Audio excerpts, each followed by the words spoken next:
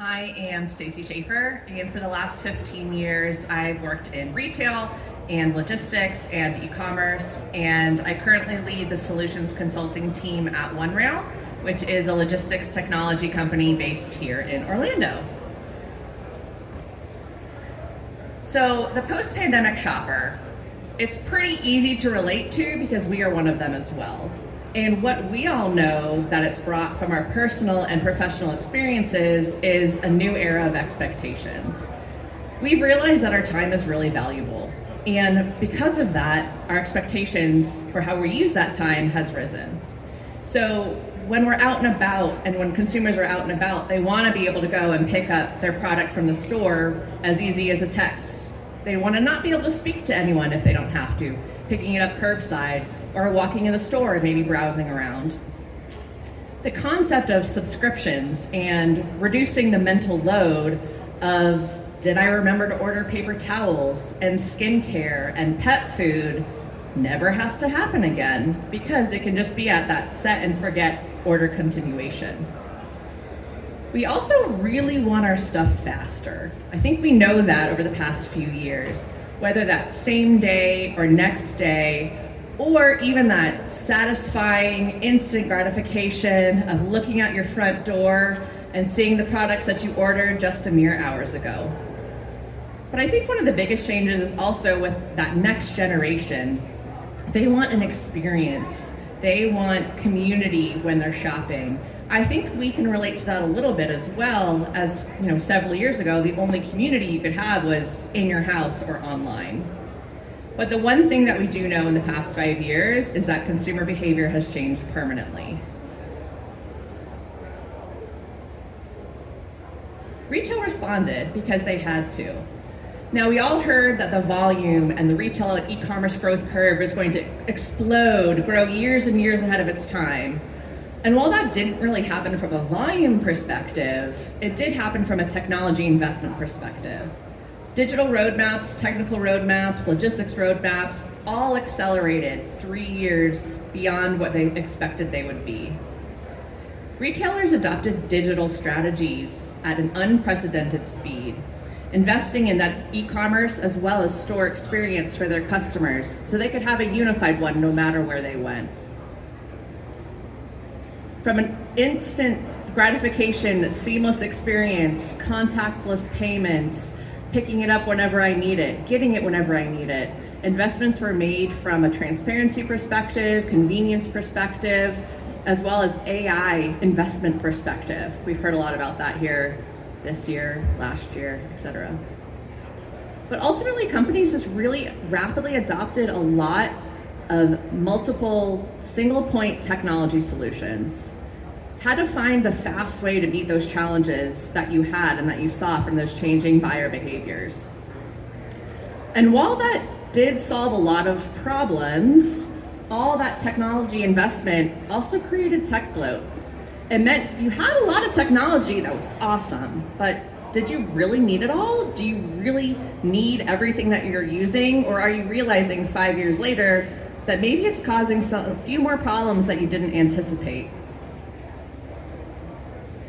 And just a couple of those examples that we've seen that the technology investment has resulted in is that now retailers and shippers are having to manage multiple systems and all those resources that come with that. There's also no communication between systems. So even though you've invested in technology, you still can't figure out the best spot to fulfill your inventory from and the most efficient, cost-effective, easy way to your customer no matter where they are. Systems aren't talking.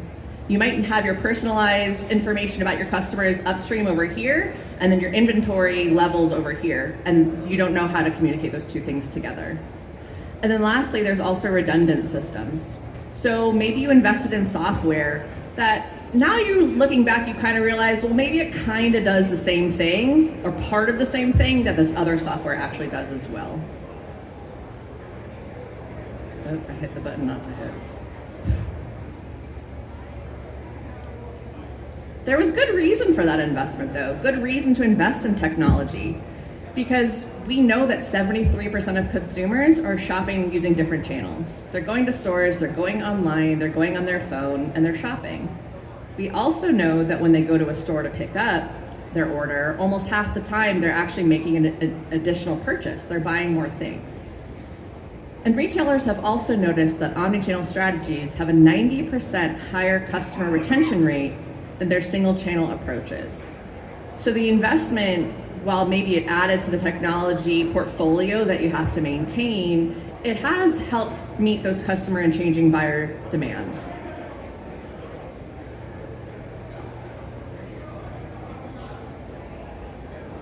And in fact, 87% of retailers recognize the critical nature of an omnichannel marketing strategy for their success.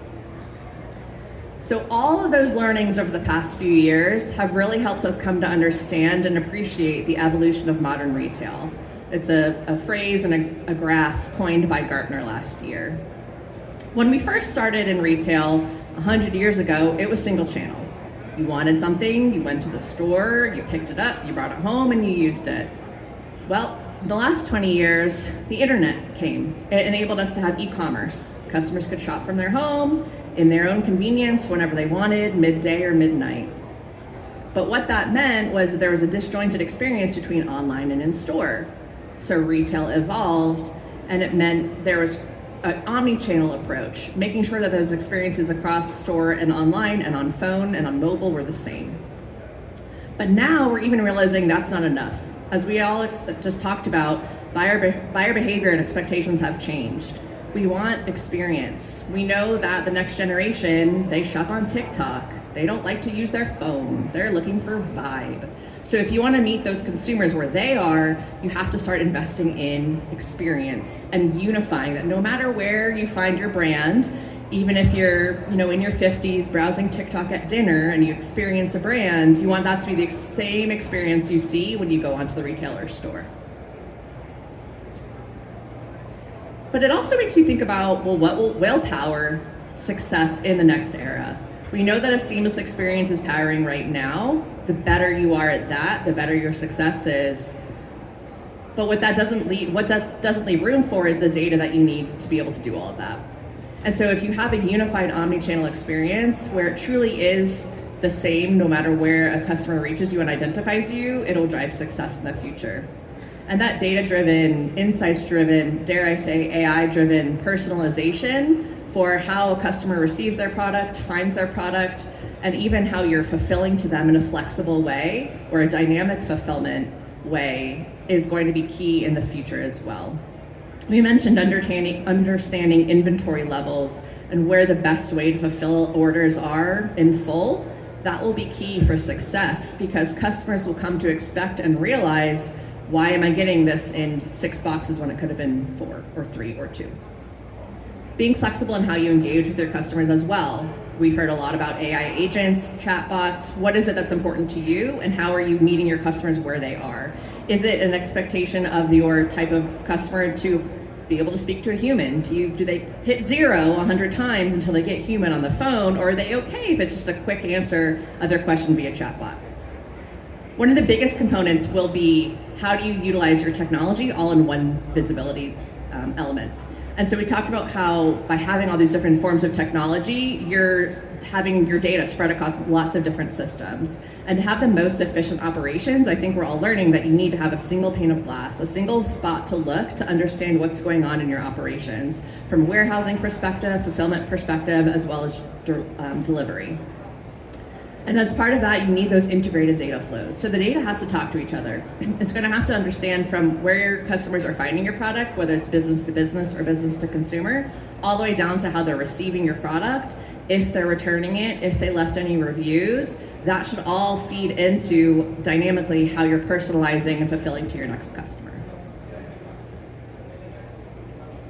So let me tell you about an example of a retailer that we work with that saw success on that fulfillment front and really focusing on customization for customers as well as automation.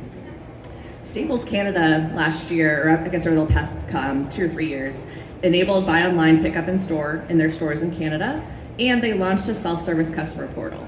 They knew that their customers were fine just identifying a couple of different questions that they needed to have answered, going online to have them answered without having to speak to anyone. They also focused on automation, as I mentioned, and they implemented real-time inventory tracking across from wholesale distribution until when orders went out to their customers. So they knew what inventory they had and where it was. They also utilized incremental data that they were gathering from having that single view in order to optimize those operations and speed up their decision-making, as well as enhance customer satisfaction. So by having that single pane of view for their whole operational system, they could coordinate better across different teams, as well as meet expectations that they needed. They enabled their marketing team to have views to how their fulfillment was working in addition to just their operational teams. And then lastly, they had a lot of legacy systems. I think we all know Staples has been around a long time, and so they had to figure out, how do I integrate those legacy systems into the new capabilities that they need for tomorrow? And so they worked on that heavily, as well as eliminating the manual entry of different order information that they had to do previously. And so by doing all that, by focusing on their customer fulfillment journey and automation, they saw a 292% increase in repeat customers. I'd say that was quite a success.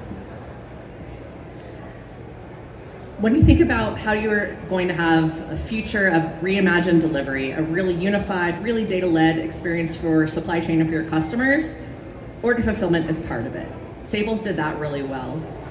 They enabled smart fulfillment optimization. That's what the future has to be. Knowing where your inventory is, the best way to get it to your customers the fastest, or the cheapest, or the most on brand, whichever your priority is, and being able to hold to those priorities as well. Truly using data to make decisions, not just the local knowledge of your dispatchers, or not just the insights of gut feeling from marketing. Truly use data that you have, because hopefully now it's all visible across one clear spot, so that you can see the entire legacy of your orders, what people have ordered and when. The only way that you can achieve that and really get to experience what the customer is looking for is by having that seamless upstream and downstream connectivity that we were talking about. Your systems have to talk to each other. You can't have inventory levels in one system and customer preference in another, because you'll never be able to take advantage of what you know. And then lastly, that data has to be integrated. That's how you see that full, if you're retail, conversion funnel, and even before, how you understand, the spend that you're making on advertising. Is it worth it based upon the orders that customers are making, and then what they're receiving and what they're returning? And even from a B2B perspective, this concept of order fulfillment and knowing where your products are, whether it's in a warehouse or in a store, a lot of inventory systems don't collect all of that inventory and show it to customers or to the business in one place. It's separate. It's warehouse versus store. So how can you make sure that you're seeing all that information in one, so that you can reach customers again where they want to be? And one of the things that excites me about OneRail is we're doing a lot of that. We're helping on that last mile journey component, as well as some of the dynamic fulfillment components that I talked about. We're really focused on customer experience. So the way that we do this is in 3 ways. The first is through technology. So we have our Omnichannel delivery orchestration platform. It's making sure that the right decision is made from a mode, speed, service level perspective on every single order, no matter the customer, whether it's an auto body shop or you at home from Lowe's. That technology powers our delivery network. We've got the largest multi-source delivery transportation network in the country, 12 million drivers from sedans up to box trucks, including some flatbeds with Moffett. We've got 800 different courier contracts that we actively work with, essentially making sure that no matter where you are in the country, and no matter what size product you have, you can get it to your customer when they want it. And then the third element that drives success for us is the human element. So we've got an Orlando and US-based team that identifies potential exceptions, looks into them and solves them on your behalf, also working as delivery support so that our clients don't have to. And we do all of that so that we're able to give visibility and predictability and scalability to our customers. Ultimately, we know that customer satisfaction is key to success. We know that. And we also know that that should mean keeping your delivery promise. What you promise to your customers should be what you're able to deliver to them. It shouldn't matter what mode you're shipping in. It can't just be parcel. If you've got large stuff and small stuff, you should be able to have the delivery promise that your customers want, and you should be able to meet them no matter the mode. It also doesn't just mean speed. SLA can mean white glove, it can mean across the threshold, and it can mean different service types that you need to deliver to those customers. And it also shouldn't be product dependent. Just because you need cold storage or you have big and bulky or you have hazmat, again, doesn't mean that you shouldn't be able to hit that customer delivery promise that you know that they want. You should be able to find a partner that can provide the service that your customers are looking for. And lastly, as I mentioned before, through an exceptions assist that's powered by AI, we're able to look out for the delivery exceptions and the potential issues that happen that are potential to happen before they actually happen. And so through having a single view of data, you should be able to do that as well, or find a partner that can. Part of that customer journey and meeting that customer promise is also ensuring that they've got a branded understanding of where their package is or where their delivery is while they're waiting for it. Now, this could even mean communicating to drivers. It could mean communicating to the stores along with your maybe end customers as well. And so that can be from order confirmation through shipping and delivery live tracking. And by the way, you should have live tracking no matter the mode that you're shipping in. It should be aligned in the same. And then also you should be able to collect delivery feedback. How was that experience for your customer? We do it a lot maybe on Amazon. You can say like how the product was, but you should be able to talk about how your delivery was, especially if you're using a large network. That's how you can ensure that you're maintaining the control and the experience that your customers are looking for and that you're looking for.